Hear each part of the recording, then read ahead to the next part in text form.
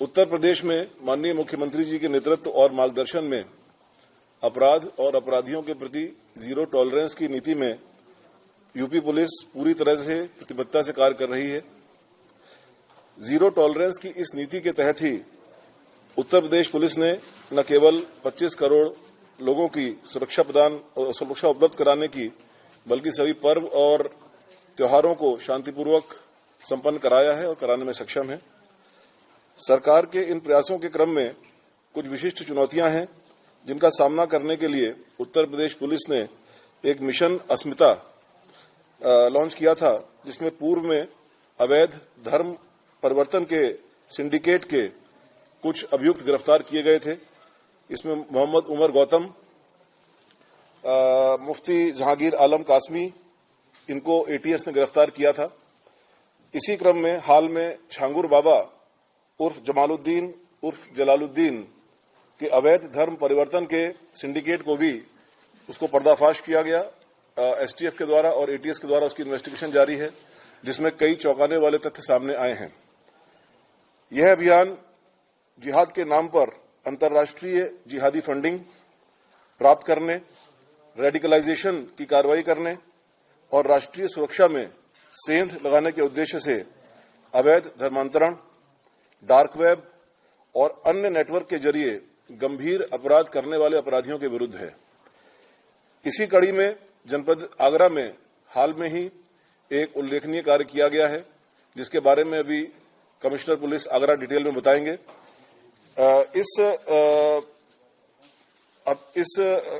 इस कड़ी में 6 प्रदेशों में साइमल्टेनियस दबिश देकर के 10 लोगों को गिरफ्तार किया गया है, जो कि देश के विभिन्न राज्यों में विशेष तौर पर कम उम्र की लड़कियों को प्रलोभन, लव जिहाद और अन्य तरीकों से प्रभावित करके धर्मांतरण के कार्य में लिप्त थे। अवैध धर्मांतरण का यह मोडस ऑपरेंडी आईएसआईएस का सिग्नेचर स्टाइल है। अभी तक प्रारंभिक जांच में इस ग्रुप का संबंध पीएफआई से, एसडीपीआई से और पाकिस्तान के आतंकी संगठनों से भी होने के संकेत मिले हैं। जनपदीय पुलिस आगरा द्वारा की गई इस उल्लेखनीय कार्रवाई से इसमें अब आगे उत्तर प्रदेश की जो विशेषज्ञ एजेंसियां हैं, एसटीएफ और एटीएस, उनको भी शामिल किया गया है और आवश्यकता अनुसार अन्य राज्यों के पुलिस और केंद्रीय एजेंसी से भी समन्वय स्थापित किया जाएगा। अभी तक इसमें कनाडा, अमेरिका, लंदन और दुबई से फंडिंग के और उनके संलिप्तता के उनके वहां पर रह रहे कुछ लोगों के साथ में संलिप्तता के सबूत मिले हैं, जिसके आधार पर धन्यवाद। एसएसपी आगरा। इस महीने मार्च माह में आगरा में 2 सगी बहनों की गुमशुदगी। आप इधर आइए, इधर आइए।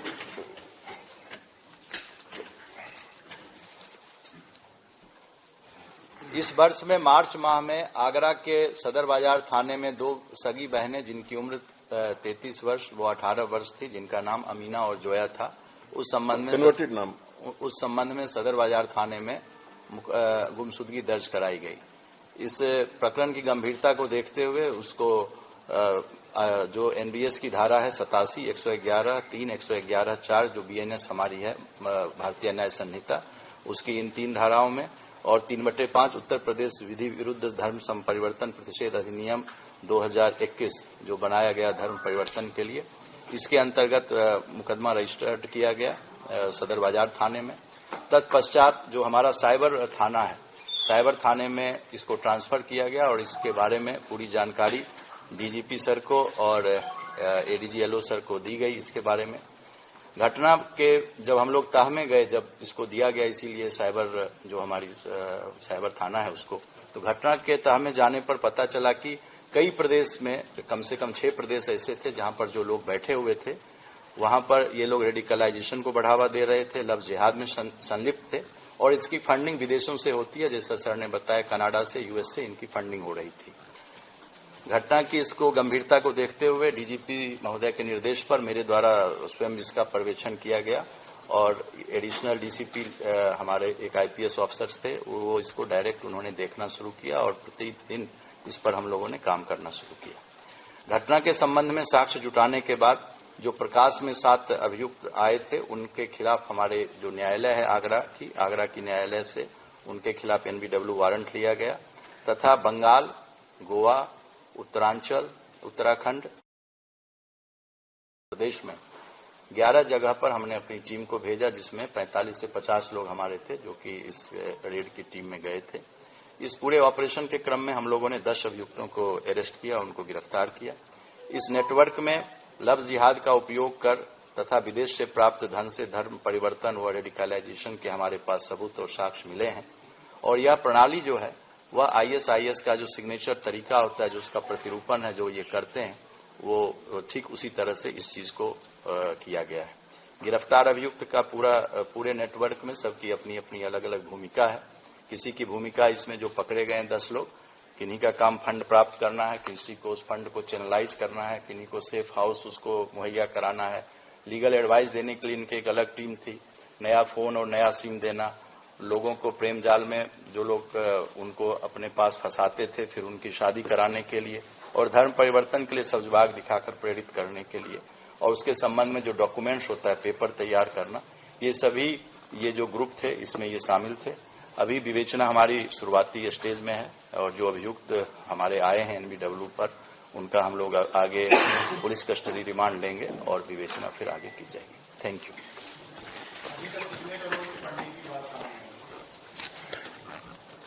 मैंने कहा अभी विवेचना हमारी शुरुआती स्टेज में है, विवेचना जैसे जैसे बढ़ेगी तो आप लोगों को इसके बारे में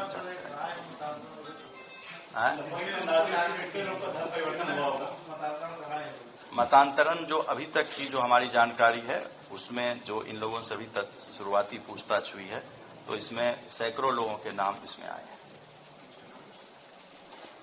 अलग-अलग प्रदेशों से ही है? जी, अलग-अलग प्रदेशों से। 6 प्रदेश मैंने नाम बताया, उन जगहों से।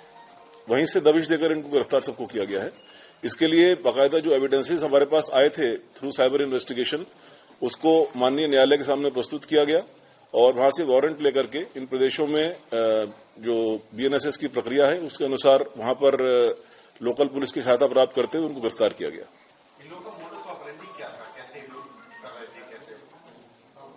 अगेन जैसा कि मैंने आपको बताया कि इसमें अलग अलग मॉड्यूल्स कह लीजिए कि हैं और इन मॉड्यूल्स में अलग अलग लोगों का अलग अलग रोल है और उसी रोल के तहत फंडिंग प्राप्त करना, उसको चैनलाइज करना, सेफ हाउसेज को एंगेज करना, ट्रांसपोर्टेशन के लिए अलग यूनिट रहती है और जो फ्रंट एंड पर है उसमें रेडिकलाइज करने के लिए अलग लोग हैं।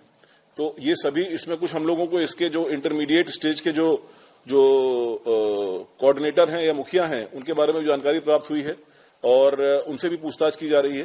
तो आगे के इन्वेस्टिगेशन में और चीजें सामने आएंगी।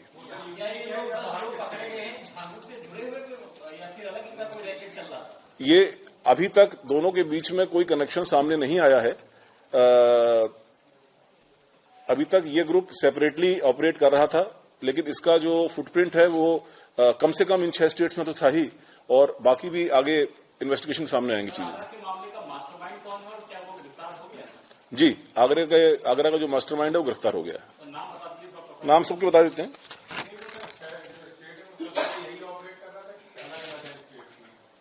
नहीं, ऐसा है ना, जैसे कुछ लोग जो बैक एंड पर कोऑर्डिनेट कर रहे थे वो कॉमन है।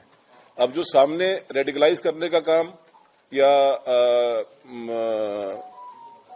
प्रभावित करने का काम कर रहे थे तो वो डेफिनेटली वो अलग अलग जगह पर अलग अलग लोग हैं, बट उनके पीछे जो कॉमन नेटवर्क है वो वहां पर मौजूद है। अभी तो मैं उनके सिर्फ आपको नाम बता देता हूं क्योंकि उनका हम लोग आज पुलिस कस्टडी रिमांड ले रहे हैं। It's public knowledge, public document, but subsequent आगे जब जानकारी प्राप्त होगी तो बाकी डिटेल बताऊंगा।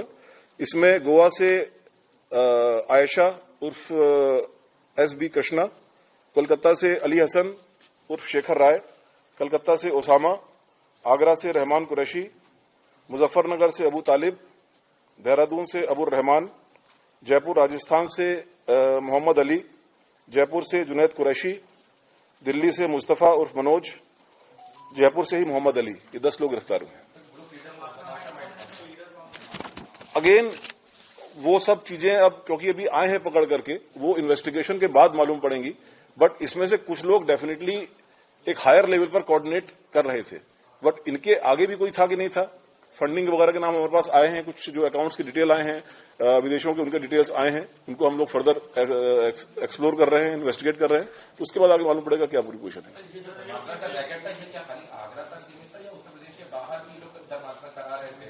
अगेन ये सब हमारी प्रिलिमिनरी इंक्वायरी है, अभी प्रिलिमिनरी स्टेज पर है अभी इन्वेस्टिगेशन। तो जो इनसे जो प्रारंभिक बातचीत हुई है, उन्होंने इस चीज को काफी जगहों पर करना और उसमें कई लोगों को सक्सेसफुली कन्वर्ट करने की बात स्वीकारी है। उनको वेरीफाई किया जा रहा है और वेरिफिकेशन के बाद जो एक पुख्ता जानकारी होगी आपसे शेयर की जाएगी।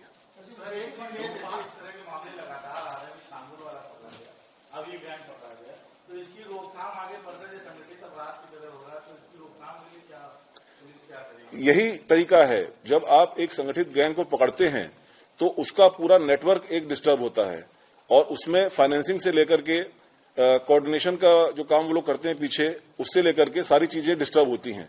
सबसे इफेक्टिव तरीका किसी भी ऑर्गेनाइज्ड क्राइम को पकड़ने का उस क्राइम की गहराई तक, सतह तक, तह तक जाना और उसके पीछे सम्मिलित जो अपराधी हैं उनका पर्दाफाश करना, उनके विरुद्ध वैधानिक कार्रवाई करना है। वही कार्रवाई की जा रही है।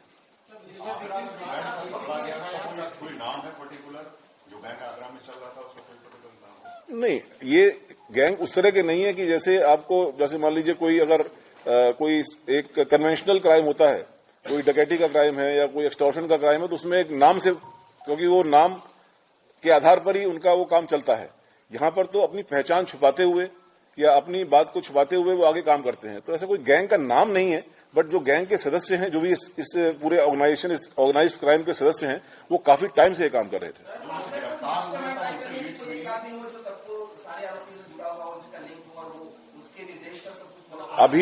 अभी प्रारंभिक स्टेज है इन्वेस्टिगेशन की।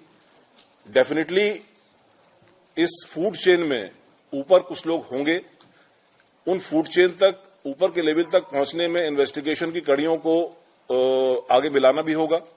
उसमें इनकी इंटरोगेशन रिपोर्ट्स भी तैयार होंगी, उनकी इंटरोगेशन भी होगी, चीजों को वेरिफिकेशन भी होगा और उसके बाद ही जो आपका प्रश्न है उसका आंसर मिल पाएगा। जो लोग गिरफ्तार हुए उनसे कुछ लीड्स मिली हैं? जी हाँ, कुछ लीड्स मिली हैं।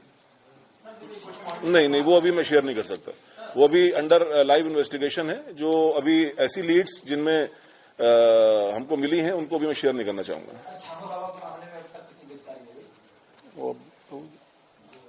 छांगुर बाबा के मामले में 2 और गिरफ्तारियां आज हुई हैं, जिसके बारे में प्रेस रिलीज जारी किया जा चुका है। विदेशी फंडिंग हो रही है, ये नेपाल, सऊदी अरब, पाकिस्तान का किस कंट्री के बारे में पता चल पाया अभी तक, और क्या पूरे देश में इसका नेटवर्क चल रहा है? नहीं, मैं अभी देखिए, मैं आपको साक्ष्य के आधार पर बात बताऊंगा। जो हमारे पास साक्ष्य है उसमें इन 4 जगहों पर बैठे हुए कुछ व्यक्तियों द्वारा इसकी फंडिंग की जा रही है, जिसके हमको साक्ष्य मिले हैं। उसका जो प्रयोग है, वो प्रयोग देश में किस किस जगह पर हो रहा है, वो फर्दर इन्वेस्टिगेशन का विषय है।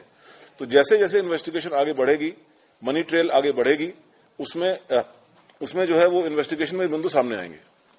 पाकिस्तान का सर आपने लिया है, डायरेक्टली कोई कनेक्शन किसी के थ्रू आपको निकल के आया देखा? नहीं, इसमें मैंने ये 2 बातें कही हैं। मैंने कहा है कि पीएफआई, एसडीपीआई और पाकिस्तान के एक मिलिटेंट संगठन के हमको प्रमाण मिले हैं इस चीज के कि उनसे इनका संलिप्तता है। इनके जो आपस में जो लिस्टेड मेंबर्स हैं, उनके मेंबर्स के साथ में इनकी संलिप्तता कंफर्म हुई है।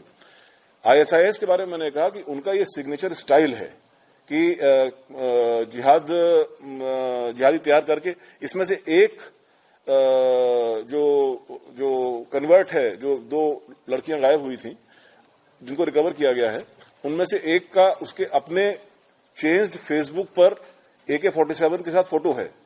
तो ये जो स्टाइल है मुजाहिद में रेडिकलाइज करने का, ये स्टाइल जो है, मैंने कहा कि वो आईएसआईएस का स्टाइल है। क्या ये जो लड़के रेडिकलाइज कर रहे थे, क्या इनको फिर लड़ाका बना रहे थे? मतलब अभी it is too early to say. अभी तो जो एविडेंस हमारे सामने ये है कि भाई एक साइबर ट्रेल में, उस साइबर ट्रेल में one of the victims, she is holding AK-47 weapon and photograph उसकी मौजूद है, जो कि इन्वेस्टिगेशन का पार्ट है। बाकी आगे क्या स्टेज पर पहुंचे थे, नहीं पहुंचे थे, कैसे कर रहे थे, हम लोग इन्वेस्टिगेट कर रहे हैं। अगर आप ये वीडियो YouTube पर देख रहे हैं तो हमारे चैनल को सब्सक्राइब कर बेल आइकन दबाएं और Facebook पर देख रहे हैं तो हमारे पेज को लाइक करें।